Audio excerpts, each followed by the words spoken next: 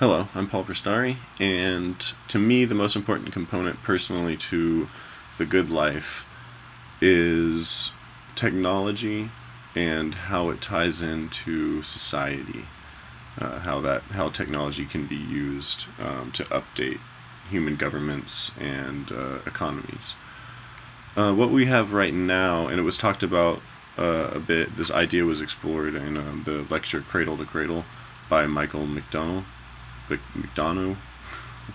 And Cradle to Cradle is basically a new design method for a society that creates materials that are both synthetic and biodegradable, mechanical and biological materials. And in a nutshell, basically models society in a more sustainable, environmental, and productive way. It tries to be more efficient and operate within the laws of nature, which our current system, the economic or the monetary model, does not do, because the monetary system basically creates a profit mechanism for incentive and incentivizes profit gains at the expense of things like the environment or human health.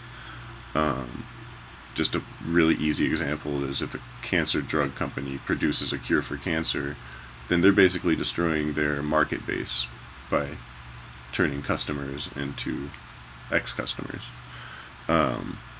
So basically what the cradle-to-cradle model suggests is that we should operate within the laws of nature, not just view nature and the environment as environmental damage as an operating expense, which is what the current system does. If there's an oil spill, it's not seen as a vital hit to the industry itself.